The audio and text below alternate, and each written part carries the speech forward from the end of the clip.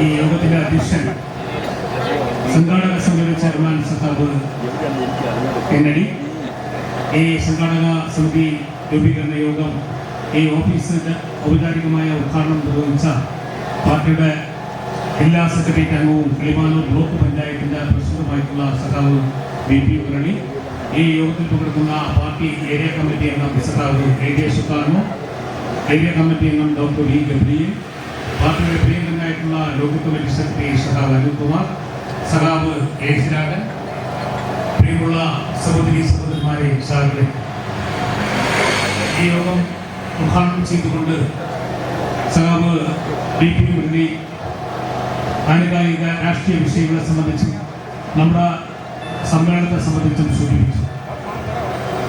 24ാമത് party കോൺഗ്രസിന് മുന്നോടിയായിട്ടുള്ള സംഘടനാ സമ്മേളനങ്ങളുടെ ഭാഗമായി നമ്മുടെ ബ്രാഞ്ച് സമ്മേളനങ്ങൾ പൂർത്തിയായി, ലോക്കൽ സമ്മേളനങ്ങൾ പൂർത്തിയായി, ഏരിയ സമ്മേളനങ്ങൾ പൂർത്തിയായതിനു ശേഷം പാർട്ടിയുടെ തിരുവനന്തപുരം ജില്ലാ സമ്മേളനം കോവളം ഏരിയ രൂപീകരിച്ചതിന് ശേഷം ആദ്യമായി ഡിസംബർ മാസം 20 മുതൽ 23 വരെയുള്ള തീയതികളിൽ കോവളത്ത് വെച്ച് നടക്കുകയാണ്. ഇതിനു മുമ്പ് ഒരു പ്രാവശ്യം കോവളത്ത് വെച്ച് നമ്മുടെ ജില്ലാ സമ്മേളനം നടത്തുവാനുള്ള എല്ലാ ഒരുക്കങ്ങളും പൂർത്തിയായി സംഘാടക സമിതി ഓഫീസെല്ലാം കെട്ടി അതിൻ്റെ സംഘടനാ പ്രവർത്തനവുമായി ബന്ധപ്പെട്ട് നമ്മൾ മുന്നോട്ട് പോകുമ്പോഴാണ് ഓഖി ദുരന്തം ഉണ്ടായി. നമ്മുടെ പ്രിയങ്കരായിട്ടുള്ള നിരവധി സഹോദരങ്ങൾ നമ്മൾക്ക് നഷ്ടപ്പെട്ടു. അതിൻ്റെ ഭാഗമായി ആ സമ്മേളനം അന്ന് മാറ്റിവെച്ചു. ഇപ്പോൾ ഈ സമ്മേളനം കോവളത്ത് വെച്ച് നടക്കുമ്പോൾ പാർട്ടി ജില്ലാ കമ്മിറ്റി ആഗ്രഹിച്ചതുപോലെ നല്ല രീതിയിൽ ആ സമ്മേളനം വിജയിപ്പിക്കുവാനുള്ള പ്രവർത്തനങ്ങൾക്ക് നേതൃത്വം കൊടുക്കുവാൻ എൻ്റെ പ്രിയങ്കരായിട്ടുള്ള സാധു തയ്യാറാകണം എന്നാണ് എനിക്ക് അഭ്യർത്ഥിക്കുവാനുള്ളത്. ഈ സമ്മേളനവുമായി ബന്ധപ്പെട്ട് ഒട്ടേറെ അനുബന്ധ പരിപാടികൾ പാർട്ടി ഏരിയ കമ്മിറ്റി ആലോചിച്ചിട്ടുണ്ട്, സംഘാടക സമിതി എന്ന നിലയിൽ. ഇന്നിപ്പോൾ കരിങ്കുളം ലോക്കലിൽ നമ്മുടെ കലാമത്സരങ്ങൾ രാവിലെ 10 മണി മുതൽ നിരവധിയായിട്ടുള്ള കുട്ടികൾ, അത് ജൂനിയർ വിഭാഗത്തിലുള്ളതായാലും സീനിയർ വിഭാഗത്തിലുള്ളതായാലും സബ് ജൂനിയർ വിഭാഗത്തിലുള്ളതായിട്ടുള്ളതും എല്ലാ കുട്ടികളും പങ്കെടുത്തുകൊണ്ട് നിരവധി മത്സരങ്ങൾ നടന്നു. അതിൽ സമ്മാനം നേടിയ കുട്ടികൾക്ക്, 1ാം സ്ഥാനം കിട്ടിയ കുട്ടികൾക്ക് വേണ്ടിയുള്ള ഏരിയാതല മത്സരം ഈ മാസം 7-ാം തീയതി തിരുവനന്തപുരത്ത് വെച്ച് നടത്തുകയാണ്. ഇതോടനുബന്ധിച്ച് ഒട്ടേറെ പരിപാടി, മത്സ്യത്തൊഴിലാളി മേഖലയിൽ പണിയെടുക്കുന്ന പാവപ്പെട്ട തൊഴിലാളികൾ അവരുടെ പ്രശ്നങ്ങളും അവരുടെ ജീവിത യാഥാർത്ഥ്യങ്ങളും എങ്ങനെ മുന്നോട്ട് പോകും എന്നുള്ളതിനെ സംബന്ധിച്ച് ആ മേഖലയിൽ മത്സ്യത്തൊഴിലാളികളുടെ നേതൃത്വത്തിൽ കൊച്ചൂർ വെച്ച് വലിയ ഒരു സെമിനാറും ചർച്ചയും ഒക്കെ തന്നെ സംഘടിപ്പിക്കുകയാണ്. മുൻ ധനകാര്യ വകുപ്പ് മന്ത്രിയായിട്ടുള്ള നമ്മുടെ പ്രിയങ്കരനായിട്ടുള്ള നേതാവ്, പാർട്ടി കേന്ദ്ര കമ്മിറ്റി അംഗം സഖാവ് തോമസ് ഐസക്കാണ് ആ സെമിനാർ ഉദ്ഘാടനം ചെയ്യുന്നത്. അതിൽ നിങ്ങൾ മുഴുവൻ ആളുകളും പങ്കെടുക്കണം. കാർഷിക മേഖലയിൽ പണിയെടുക്കുന്ന ആളുകൾ, യഥാർത്ഥ കർഷക തൊഴിലാളികളും പാടത്ത് പണിയെടുക്കുന്നവനും കാർഷിക മേഖലയിലുള്ള എല്ലാ വിഭാഗം തൊഴിലാളികളെയും അത്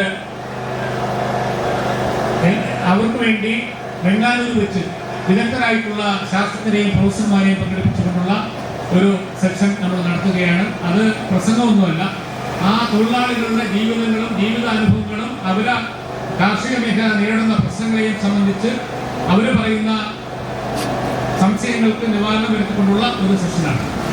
കുട്ടികൾക്ക് വേണ്ടി അടിമത്തറ കോവളം കടപ്പുറത്ത് വെച്ച് ബാലസംഘത്തിന്റെ 2000-ഓളം വരുന്ന കൊച്ചുകുട്ടികൾക്ക് വേണ്ടിയുള്ള വിവിധങ്ങളായിട്ടുള്ള പരിപാടികൾ കോവളം കടപ്പുറത്ത് സംഘടിപ്പിക്കുകയാണ്. 17-ാം തീയതി മുതൽ ഡിസംബർ 17-ാം തീയതി മുതൽ 23-ാം തീയതി വരെ കോവളത്ത് സമ്മേളനം നടക്കുന്ന സമുദ്ര ഹോട്ടലിന്റെ തൊട്ടടുത്തുള്ള ജംഗ്ഷനിൽ വെച്ച് പുസ്തകോത്സവവും ഫുഡ് ഫെസ്റ്റിവലും അനുബന്ധ കലാസാംസ്കാരിക പരിപാടികളും സെമിനാറും എല്ലാം നടക്കുകയാണ്. വർത്തമാനകാലത്ത് മാധ്യമ പ്രവർത്തനം എന്ന വിഷയത്തെ സംബന്ധിച്ച് വിവിധങ്ങളായിട്ടുള്ള മാധ്യമരംഗത്തെ പ്രഗത്ഭരായിട്ടുള്ള ആളുകൾ പങ്കെടുക്കുന്ന സമ്മേളനം നടത്തുകയാണ്. അതോടൊപ്പം തന്നെ കവികൾ പങ്കെടുക്കുന്ന കലാകാരന്മാർ പങ്കെടുക്കുന്ന മുരുകൻ കാട്ടാക്കട അവതരിപ്പിക്കുന്ന വലിയ പരിപാടി, അങ്ങനെ ഒട്ടേറെ സാംസ്കാരിക പരിപാടികൾ ഇതിനോടനുബന്ധിച്ച് നമ്മൾ നടത്തുകയാണ്. ഇതെല്ലാം നിങ്ങളുടെ പങ്കാളിത്തം ഉണ്ടാകണം. കായിക മേഖലയിൽ പ്രഗത്ഭരായിട്ടുള്ള സന്തോഷ് ട്രോഫിയിലടക്കം ഫുട്ബോൾ കളിക്കുന്ന നമ്മുടെ ചെറുപ്പക്കാരുള്ള നാടാണ് നമ്മുടെ. സന്തോഷ് ട്രോഫിയുടെ ക്യാപ്റ്റൻ പൂവാർ കടപ്പുറത്തുള്ള നമ്മുടെ പ്രിയങ്കരായിട്ടുള്ളവരാണ്. അപ്പോൾ ആ മേഖലയിൽ മുഴുവൻ ആളുകളും ആ സമ്മേളനം വിജയിപ്പിക്കുവാനായി ആവശ്യമായ പ്രവർത്തനങ്ങൾക്ക് മുന്നോട്ട് വരണം എന്നാണ് എനിക്ക് സൂചിപ്പിക്കുവാനുള്ളത്. എൻ്റെ രാഷ്ട്രീയ കാര്യങ്ങളിലേക്കൊന്നും ഞാൻ പോകുന്നില്ല. ഇടതുപക്ഷ ജനാധിപത്യ മുന്നണി ഈ മാസം 5-ാം തീയതി വയനാട് ദുരന്തത്തിൽ പെട്ടുപോയിട്ടുള്ള നമ്മുടെ പ്രിയങ്കരായിട്ടുള്ള സഹാക്കളോട് കേന്ദ്ര ഗവൺമെന്റ് എടുക്കുന്ന ചൂരൽമലയിലും മുണ്ടക്കൈയിലും കിടന്നുറങ്ങിയ നമ്മുടെ നിരവധിയായിട്ടുള്ള സഹോദരങ്ങൾ ഒലിച്ചുപോയി. ഇനിയും 50ഓളം ആളുകളുടെ മൃതശരീരം പോലും കിട്ടിയിട്ടില്ല. അവരെ കുടുംബത്തിനെ സംരക്ഷിക്കുവാനുള്ള അടിയന്തര സഹായം പോലും നാളിതുവരെയായി കേന്ദ്ര ഗവൺമെന്റ് കേരളത്തിൽ നടത്തിയിട്ടില്ല, നൽകിയില്ല എന്ന് മാത്രമല്ല, നമ്മുടെ ഗവൺമെന്റിനെതിരെ ആക്ഷേപം പറഞ്ഞുകൊണ്ട് കളിയാക്കുന്ന സമീപനം സ്വീകരിക്കുകയാണ്. കേന്ദ്ര ഗവൺമെന്റ് 1 രൂപ ധനസഹായം നൽകിയില്ലെങ്കിലും ഈ ജീവൻ നഷ്ടപ്പെട്ടുള്ള ആളുകളെയും അപകടത്തിൽ പെട്ടുപോയ ആളുകളെയും വീടും എല്ലാം നഷ്ടപ്പെട്ട സാധാരണക്കാരനെ കേരളത്തിലെ ഇടതുപക്ഷ ജനാധിപത്യ മുന്നണി ഗവൺമെന്റ് സഖാവ് പിണറായിയുടെ നേതൃത്വത്തിലുള്ള ഗവൺമെന്റ് സംരക്ഷിക്കും എന്ന് ഉറപ്പ് നൽകുകയാണ്. അവിടെ ടൗൺഷിപ്പ് ഉണ്ടാക്കിക്കൊണ്ട് എല്ലാവിധ സഹായവും കൊടുക്കാൻ ഗവൺമെന്റ് മുന്നോട്ട് പോവുകയാണ്. പക്ഷേ കേരളം ഇന്ത്യയുടെ ഭാഗമാണ്. ഇവിടുന്ന് കോടിക്കണക്കിന് രൂപ ടാക്സ് പിരിച്ചുകൊണ്ടാണ് നരേന്ദ്രമോദി കൊണ്ടുപോകുന്നത്. നിങ്ങളുടെ ഔദാര്യമല്ല, ഞങ്ങളുടെ അവകാശമാണെന്ന് പ്രഖ്യാപിച്ചുകൊണ്ട് കേന്ദ്ര ഗവൺമെന്റ് ഓഫീസുകൾക്ക് മുമ്പിൽ 5-ാം തീയതി അതിശക്തമായിട്ടുള്ള പ്രക്ഷോഭം സംഘടിപ്പിക്കുവാൻ ബഹുജനങ്ങളെ ആകെ അണിനിരത്തിക്കൊണ്ടുള്ള സമരത്തിലേക്ക് ഇടതുപക്ഷ ജനാധിപത്യ മുന്നണി പോവുകയാണ്. അതിന്റെ ഭാഗമായി രാവിലെ 10 മണി മുതൽ ഉച്ചയ്ക്ക് 1 മണി വരെ തിരുവനന്തപുരത്ത് രാജ്ഭവൻ മുമ്പിൽ നമ്മൾ സമരം സംഘടിപ്പിക്കുകയാണ്. ഈ നാട്ടിലെ മുഴുവൻ ജനാധിപത്യ വിശ്വാസികളും ആ സമരത്തിൽ പങ്കെടുക്കണം എന്ന് അഭ്യർത്ഥിക്കുകയാണ്. ഇന്ന് ഈ സംഘാടക സമിതി ഓഫീസിന്റെ ഉദ്ഘാടനത്തിന് വേണ്ടി ഇവിടെ എത്തിച്ചേർന്നിട്ടുള്ള മുഴുവൻ പ്രിയങ്കരായിട്ടുള്ള സഹാക്കളെയും പാർട്ടിയുടെ ഏരിയ കമ്മിറ്റിക്ക് വേണ്ടി ഹാർദവമായി അഭിവാദ്യം ചെയ്തുകൊണ്ട് വാക്കുകൾ അവസാനിപ്പിക്കുന്നു. അഭിവാദ്യങ്ങൾ.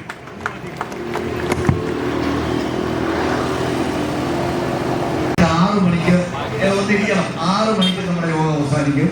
അടുത്തതായി സംസാരിക്കുന്നതിന് വേണ്ടി പാർട്ടി ഏരിയ കേന്ദ്രത്തിൽ പ്രവർത്തിക്കുന്ന ഏരിയ സുൽത്താനെ വെച്ചിരിക്കുന്നു. പ്രിയപ്പെട്ട അധ്യക്ഷൻ, പ്രിയങ്കരനായ ഉദ്ഘാടകൻ, വേദിയിൽ സദസ്സിൽ സന്നിഹിതരായിരിക്കുന്ന ബഹുമാനങ്ങൾ, രാജ്യത്തെ തൊഴിലാളികളുടെ പ്രസ്ഥാനം രാജ്യം ഇന്നലകളിൽ തൊഴിലാളികൾ തൊഴിൽ നേടിയ അവകാശങ്ങൾ കവർന്നെടുക്കാൻ പരിശ്രമിക്കുന്ന സന്ദർഭത്തിൽ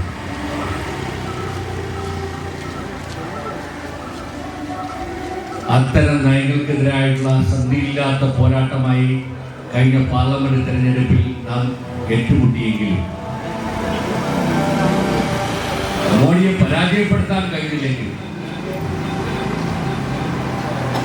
ആന്ധ്രാപ്രദേശിലെ ചന്ദ്രബാബു നായിഡുവിൻ്റെയും ബീഹാറിലെ നിതീഷ് കുമാറിൻ്റെയും സഹായത്തോടെ മാത്രം ഭരിക്കാൻ കഴിയുന്ന തരത്തിൽ തെരഞ്ഞെടുപ്പ് വിധി എത്തിക്കുന്നതിന് വേണ്ടി മുൻകൈയെടുത്ത ഒരു പാർട്ടിയാണ് കമ്മ്യൂണിസ്റ്റ് പാർട്ടി ഓഫ് ഇന്ത്യ. ആ ഉത്തരവാദിത്വം നിർവഹിക്കുന്നതിന് മുൻകൈ എടുക്കേണ്ടുന്ന രാഷ്ട്രീയ പാർട്ടിയായി ഇന്ത്യൻ നാഷണൽ കോൺഗ്രസിന് ആ ഉത്തരവാദിത്വം ഏറ്റെടുക്കുമ്പോൾ സ്വീകരിക്കേണ്ടുന്ന വിശാലമായ മനസ്സില്ലാത്തത് കൊണ്ട് തന്നെ ഏറ്റവും അവസാന തെരഞ്ഞെടുപ്പിലെ മഹാരാഷ്ട്രയിലും മറ്റ് ചില സംസ്ഥാനങ്ങളിൽ BJP നമുക്ക് പരാജയപ്പെടുത്താൻ വേണ്ടി കഴിയുന്നു. എന്തുകൊണ്ട് BJP-യുമായി നാം ഏറ്റുമുട്ടുന്നു? രാജ്യത്തെ ഒരു ജനത ജീവിക്കുന്ന മിസോറാമിൽ അവർ മതന്യൂനപക്ഷത്തിൽപ്പെടുന്നു എന്ന കാരണത്താൽ വംശീയ കലാപങ്ങൾക്ക് നേതൃത്വം നൽകുന്നു. ഇന്ത്യയിലെ പ്രധാനമന്ത്രി പ്രതികരിക്കുന്നില്ല.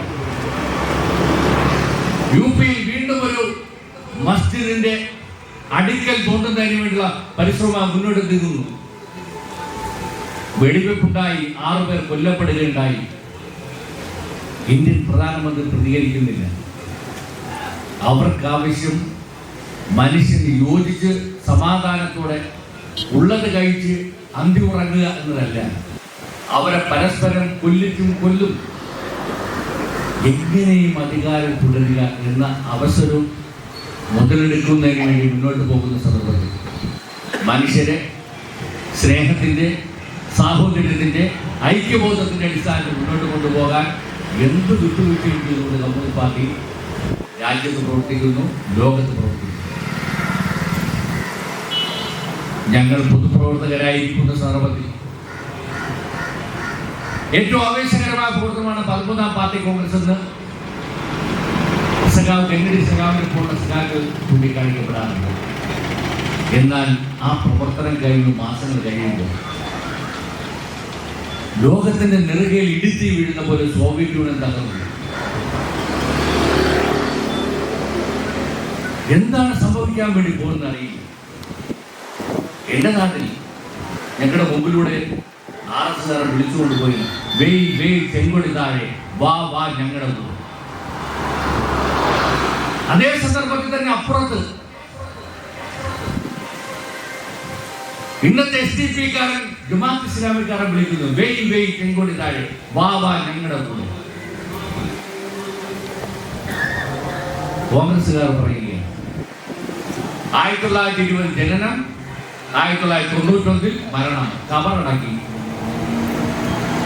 കമ്മ്യൂണിസ്റ്റ് പാർട്ടിയുടെ രൂപീകരിക്കപ്പെട്ടത് 1920 1991 കൂടി സോവിയറ്റ് യൂണിയൻ തകർന്നു. കമ്മ്യൂണിസ്റ്റ് പാർട്ടിയുടെ കബറടക്കി.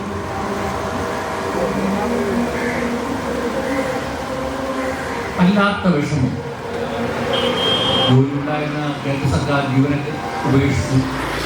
ഉദ്യോഗസ്ഥനായ പൊതുപ്രവർത്തകനായി തീരുമാനിക്കുന്ന ഞങ്ങളുടെ മുമ്പിലേക്കാണ് ഇങ്ങനെ പറയുന്നത്. ഇനി കമ്മ്യൂണിസ്റ്റ് പാർട്ടി പ്രവർത്തിക്കാനില്ല, ഒരു സാധ്യതയുമില്ല. ലോകത്തെ പല പാർട്ടികളും പേരുകൾ മാറ്റി, ചിലർ കൊടി മാറ്റി. എന്നാൽ communist party of India Marxist general secretary Shri V S Shankaran Namboodiripad ലോകത്തെ കമ്മ്യൂണിസ്റ്റുകാരുടെ യോഗം കൽക്കട്ടയിൽ വിളിച്ചിട്ട് പറഞ്ഞു കമ്മ്യൂണിസത്തിന് പരാജയം സംഭവിച്ചില്ല, പ്രയോഗത്തിൽ പിഴവുണ്ടായി, അതിന്റെ ഭാഗമായി താൽക്കാലികമായി തിരിച്ചറിഞ്ഞു. ഇന്ത്യയിൽ മഹാഭൂരിപക്ഷം വരുന്ന വിശ്വാസികളായ ഹൈന്ദവ വിശ്വാസികളുടെ ആചാരവും അനുഷ്ഠാനവും സംബന്ധിച്ച് ചില നിലപാടുകൾ ഉണ്ടാവുന്ന സന്ദർഭത്തിൽ രാജ്യത്തെ സുപ്രീം കോടതി വിധിയോടൊപ്പം നിലകൊള്ളാൻ ഒരു രാഷ്ട്രീയ പാർട്ടി മാത്രമേ ഉണ്ടായിരുന്നുള്ളൂ. ആ പാർട്ടിയുടെ പേര് CPIM ആണ്. ഈ രണ്ട് കാര്യങ്ങൾ ചൂണ്ടിക്കാണിക്കപ്പെടുന്നത് CPM മതന്യൂനപക്ഷത്തിനോടോ ഭൂരിപക്ഷം നൽകിയതോടോ വിട്ടുവീഴ്ചയില്ലാത്ത സമരം ചെയ്യുന്നതുകൊണ്ട് മാത്രമല്ല, മനുഷ്യരുടെ അവകാശങ്ങൾ ഏത് ജാതിയിൽ ഏത് മതത്തിൽ പിറന്നവർ ആ അവകാശങ്ങൾ നിലകൊള്ളുക. മറ്റു കാര്യങ്ങൾ ഉദ്ഘാടന പ്രാസംഗിൽ ചൂണ്ടിക്കാണിക്കുകയുണ്ടായി. ആ രൂപത്തിൽ ഇന്നലെ നമ്മുടെ മുമ്പേ നടന്നുപോയ സഖാക്കൾ അവർ കൊണ്ട വെയിലിന്റെ ഭാഗമായിട്ടാണ് ഇന്ന് നാം അനുഭവിക്കുന്ന ഒരു കേരളം കെട്ടിപ്പടുത്തതെങ്കിൽ ആ കേരളത്തെ ഒരു വൈജ്ഞാനിക സമൂഹമാണ് നമ്മുടെ നാടിലെ പുതിയ തലമുറയ്ക്ക് മെച്ചപ്പെട്ട ജീവിതം നയിക്കാൻ കഴിയുന്ന രൂപത്തിൽ മുന്നോട്ട് പോകാൻ വേണ്ടി കഴിയണം. ഞാൻ 1986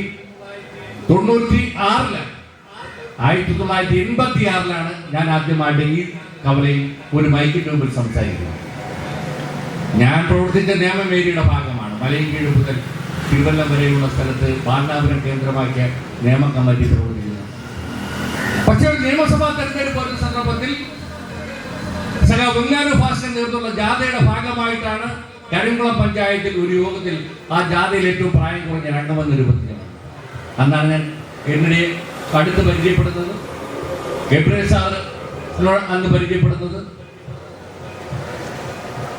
നമ്മൾ വിട്ടുപോയ സഖാവ് അന്നത്തെ LC സെക്രട്ടറി പുഷ്പൻ സഖാവ് പുഷ്പദാസ് അവരെ പരിചയപ്പെടുന്നു. അന്ന് വരുന്ന സന്ദർഭത്തിൽ കടപ്പുറത്ത് എന്തൊരു ജീവിതമായി. ഇന്ന് ഞങ്ങൾ സമ്മേളനത്തിന്റെ ഭാഗമായി അത്തരം വീടുകളിൽ നോട്ടീസ് കൊടുക്കുന്നതിനും ഫണ്ട് സ്വരൂപിക്കുന്നതിനും മത്സ്യത്തൊഴിലാളി സംഗമത്തിൽ സഖാക്കൾ വിളിക്കുന്നതിനും വേണ്ടി പോവുകയുണ്ടായി. എല്ലാമായെന്ന് പറയുന്നത് എന്തു മാറ്റമുണ്ടായി എന്ന് നമ്മൾ ഒരു സ്വയം പരിശോധനയ്ക്ക് വിധേയമാക്കുന്നതിന് വേണ്ടിയാണ്. എല്ലാമായിരുന്നു അന്നുണ്ടായിരുന്ന കുടിലിന് പകരമായി കേരളത്തിൽ മാത്രം ഇന്ത്യയിൽ മത്സ്യത്തൊഴിലാളി കോൺഗ്രസിൽ 5 പറയുന്ന സംസ്ഥാനമായി കേരളം മാറി. നമ്മുടെ കുട്ടികൾ നല്ല സ്കൂളിൽ പഠിക്കുന്നു. നമ്മുടെ കുട്ടികളുടെ വിദ്യാഭ്യാസത്തിന് മറ്റു കാര്യങ്ങൾ ഉദ്ഘാടന പ്രാസംഗിക ചൂണ്ടിക്കാണിക്കപ്പെട്ടു. ആശുപത്രി പ്രവർത്തനങ്ങൾ മാറി, മെച്ചപ്പെട്ട റോഡുകൾ ഉണ്ടാക്കി, മെച്ചപ്പെട്ട സർവകലാശാലകളായി, മെച്ചപ്പെട്ട തൊഴിൽ പരിശീലന കേന്ദ്രം ഉണ്ടാക്കി.